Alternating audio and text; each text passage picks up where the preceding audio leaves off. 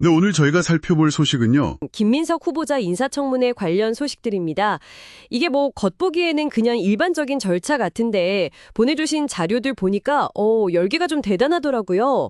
여당 안에서는 막 강력한 지지 발언이 나오고 또 청문회는 증인 없이 시작된다고 하고요. 초유의 상황이죠. 네, 이번 시간에는 이 청문회가 왜 이렇게 좀 뜨거운지 그 뒷이야기는 뭔지 한번 같이 파헤쳐 보겠습니다. 우선 정청래 더불어민주당 의원 행보가 좀 눈에 띄어요. 청문회 앞두고 김민석 후보자 직접 만나서 격려도 하고 SNS에서는 뭐랄까 김민석 지키기가 이재명 정부 성공의 첫 단추다. 아주 강한 어조로 글을 올렸더라고요. 김 후보자한테는 당당하지만 겸손하게 하라고 했고 김 후보자는 국민 눈높이에 맞추겠다. 뭐 이렇게 답했다고 하고요. 네, 여기서 정 의원이 쓴 단어 선택이 상당히 흥미롭습니다. 지지자들한테 동지라는 표현을 썼어요. 함께 해달라고. 이건 뭐 그냥 응원한다 이걸 넘어서는 거죠. 당의 결속을 다지고 또 이번 인준이 얼마나 중요한지 이걸 아주 강조하려는 그런 정치적 메시지로 읽힙니다. 특히 내라는 종식되지 않았다 이런 발언까지 나왔는데 이건 정말 보통 쓰는 표현은 아니거든요.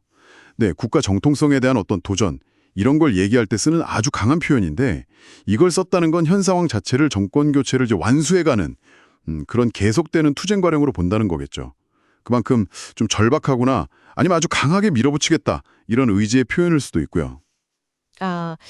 내란이라는 표현까지 썼다는 건 그만큼 이번 청문회를 당 내부에서 정말 중요하게 보고 있다는 거겠네요.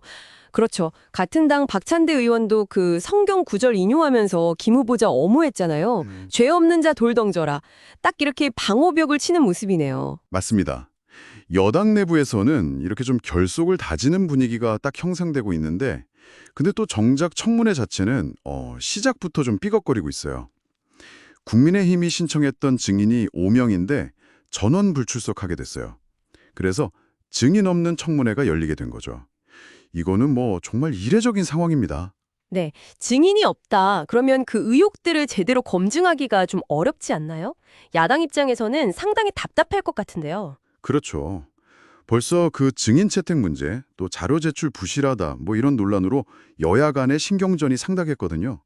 근데 이런 상황에서 증인까지 없으니까 청문회가 아무래도 그 자료에 기반한 어떤 날카로운 공방 뭐 이런 것보다는 정치적인 구호나 주장이 더 크게 오갈 가능성이 높아 보입니다.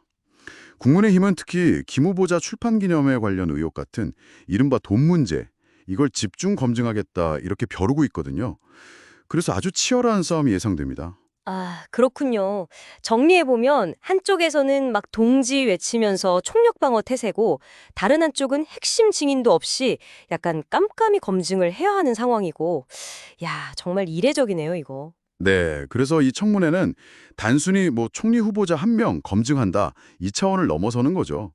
새 정부 초반의 어떤 정치 지형, 또 여야의 힘겨루기, 그리고 당내 역학관계까지 이런 것들이 아주 복합적으로 드러나는 상징적인 장면이 되고 있습니다. 청문회 결과 자체도 물론 중요하겠지만 이 과정에서 드러나는 여야의 어떤 태도나 전략들 이런 것들이 앞으로 정국 운영 방식에도 좀 영향을 미치지 않을까 싶네요. 결국에는 이 증인 없는 청문회라는 아주 특수한 환경 속에서 후보자 본인의 답변, 그리고 그 태도, 또 이미 제출된 자료에 대한 공방, 이게 훨씬 더 중요해지겠네요.